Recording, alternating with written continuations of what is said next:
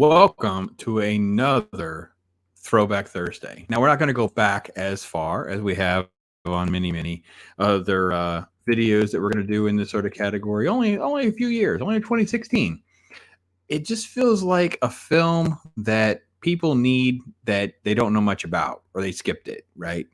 Another Ben Affleck shoot 'em up movie, right?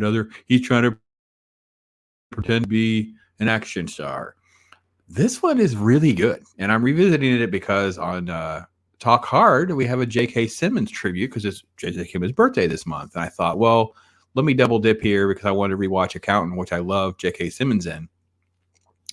And to be honest, it really is just an entertaining, fun film.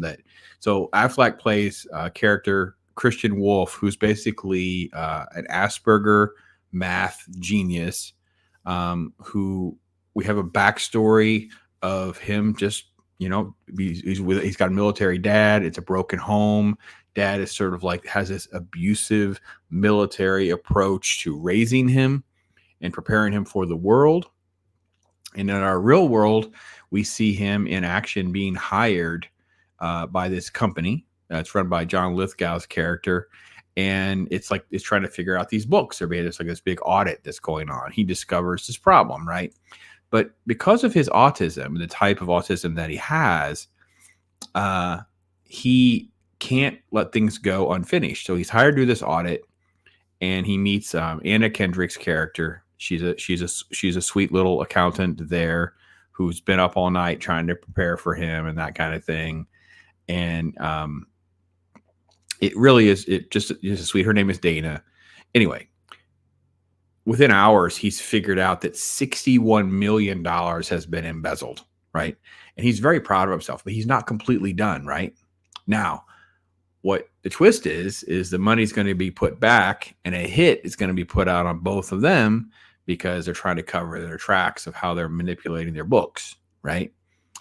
And so there's these great scenes with him is one of his mini businesses, doing taxes for these farmers and how well he can shoot. And so he's basically like a military force. Like he's like an unstoppable in every possible way, even though he's socially completely inept, unable to have relationships, understand emotions, and the sweetness that he has with Dana, because obviously they go to kill her and he has to rescue her and those kinds of things. It all culminates with these scenes of his Airstream. It's like this RV that's filled with all the things that he's done for money, that not cash, right? So that's a comic book nerd. There's like a picture of like a first appearance, like an Action Comics #1. And he has like these actual original paintings that kind of keep coming up, those kinds of things. So it's a lot of cat and mouse. It's a lot of action thriller stuff. It's a lot of commentary on autism and Asperger's and that kind of thing. John Bernthal plays Braxton, who's basically this fixer, this security company, right? And the twist comes to the very last chapter of this, but you really see Bernthal, like why he's like Punisher. Like you really do see that element as well. Like you see just a great execution.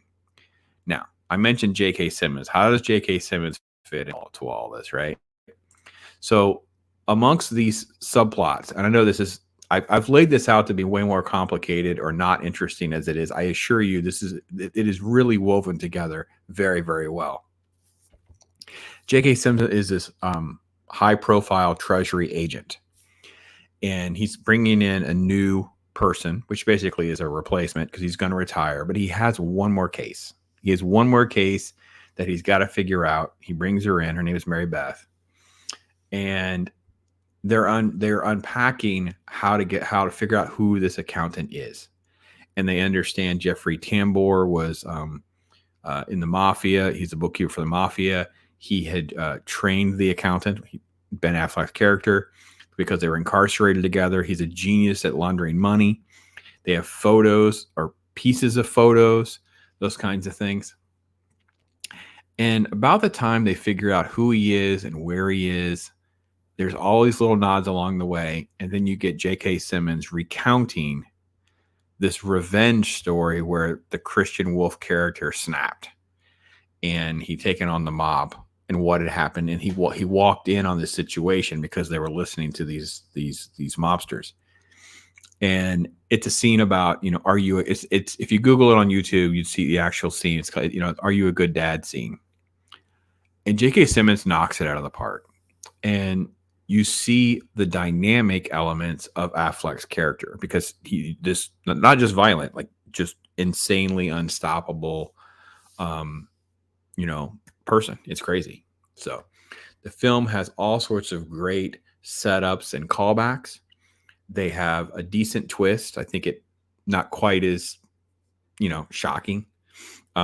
But I love the ideas and the principles that they execute and that they carry out all the way through. And of course, at the end, how he tries to give back to Dana. It's just an incredible sweetness that in his personality. And then he just kind of sets up a sequel if you want to have one. I know it's been rumored, but obviously with pandemic and stuff, this movie did extremely well for its budget. It was only I think it's a $40 million film, and it weighed well over $100 million, which again, 2016, I think it was October. I don't think it was really placed at the right time of the year. It's one of those films that it did well enough to move on. It's been out for a while, but I don't hear people ever mention it. And Affleck doesn't get a lot of credit for a film like this because he's done so many that are, you know, frankly, not very good. The director, Gavin O'Connor, I think has done pretty well. He's worked on other films that I really do like. So I've always been a fan of his work because he worked on like Miracle. He worked on The Way Back, which is again with Affleck, which is a basketball film. I actually like that film as well. I should do a review on that because it came out in 2020, and I didn't do a review. I don't think a video on. So he's done a few things. I just don't know that Gavin has sort of a plan of like where he's going or what he's trying to work on right now. The pandemic kind of messed everything up. So I'm interested to see kind of how this plays out. Because he was really supposed to be part of like Suicide Squad and things like that, but everything's kind of turned into a mess. It's just everything's kind of turned into a mess for him. But I'd love to see him do more work and let him come back and do another accountant film. So anyway, that's my throwback film of this week. I hope you enjoy. Maybe you've seen it, maybe you haven't. Tell me what you think. Kind of like an underrated gem for me. I guess not very old. It's just a few years, but I assure you, next time we'll go way back. We'll go into the way backs and find something that's decades old. Maybe you haven't seen it, or maybe you have. Depends, you know. So I'm an old guy. What can I tell you? So with that, I'm going to throw out something kind of fun. Throwback Thursday. Going to throw back to last year, the Padawannabe Challenge. That's right. Chewing the gum from the wax pack from the 1980s. Here's Padawannabe. Thanks, folks. I'm Pops. Okay. So I stacked all the pieces here. We're gonna. Oh, he went for the hardcore. I wish I could see Loki's face. Padawannabe is the boss. You're the boss, brother. You're the boss. We are clipping this. This will be a new clip. It's like dusty Pop Rocks with no pop. Pop Rocks with no pop. Holy cow. There's no way that's gum anymore. It's just no taste at all.